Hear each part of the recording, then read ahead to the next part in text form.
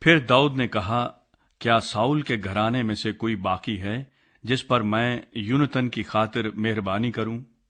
اور ساؤل کے گھرانے کا ایک خادم بنام زیبا تھا، اسے داؤد کے پاس بلا لائے۔ بادشاہ نے اس سے کہا، کیا تو زیبا ہے؟ اس نے کہا، ہاں، تیرا بندہ وہی ہے۔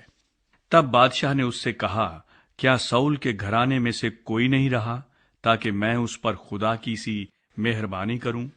زیبا نے بادشاہ سے کہا، یونتن کا ایک بیٹا رہ گیا ہے جو لنگڑا ہے۔ تب بادشاہ نے اس سے پوچھا، وہ کہاں ہے؟ زیبا نے بادشاہ کو جواب دیا، دیکھ، وہ لود بار میں امییل کے بیٹے مکیر کے گھر میں ہے۔ سو داؤد بادشاہ نے لوگ بھیج کر لود بار سے امییل کے بیٹے مکیر کے گھر سے اسے بلوا لیا۔ اور ساؤل کے بیٹے یونتن کا بیٹا مفیبوست داؤد کے پاس آیا اور اس نے منہ کے بل گر کر سجدہ کیا۔ تب داؤد نے کہا، مفیبوست؟ اس نے جواب دیا، تیرا بندہ حاضر ہے۔ داؤد نے اس سے کہا، مت ڈر، کیونکہ میں تیرے باپ یونتن کی خاطر ضرور تجھ پر مہربانی کروں گا، اور تیرے باپ ساؤل کی ساری زمین تجھے پھیر دوں گا، اور تو ہمیشہ میرے دسترخوان پر کھانا کھایا کر۔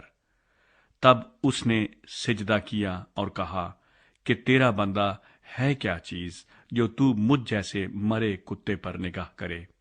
تب بادشاہ نے ساؤل کے خادم زیبا کو بلایا اور اس سے کہا کہ میں نے سب کچھ جو ساؤل اور اس کے سارے گھرانے کا تھا تیرے آقا کے بیٹے کو بخش دیا، سو تو اپنے بیٹوں اور نوکروں سمیت زمین کو اس کی طرف سے جوت کر پیداوار کو لے آیا کر، تاکہ تیرے آقا کے بیٹے کے کھانے کو روٹی ہو۔ پر مفیبوست جو تیرے آقا کا بیٹا ہے میرے دسترخوان پر ہمیشہ کھانا کھائے گا۔ اور زیبا کے 15 بیٹے اور 20 نوکر تھے۔ تب زیبا نے بادشاہ سے کہا، جو کچھ میرے مالک بادشاہ نے اپنے خادم کو حکم دیا ہے تیرا خادم ویسا ہی کرے گا۔ پر مفیبوست کے حق میں بادشاہ نے فرمایا کہ وہ میرے دسترخوان پر اس طرح کھانا کھائے گا کہ گویا وہ بادشاہ زادوں میں سے ایک ہے۔ اور مفیبوست کا ایک چھوٹا بیٹا تھا جس کا نام میکا تھا، اور جتنے زیبا کے گھر میں رہتے تھے وہ سب مفیبوست کے خادم تھے۔ سو مفیبوست یروشلم میں رہنے لگا، کیونکہ وہ ہمیشہ بادشاہ کے دسترخوان پر کھانا کھاتا تھا، اور وہ دونوں پاؤں سے لنگڑا تھا۔ داؤد امونیوں اور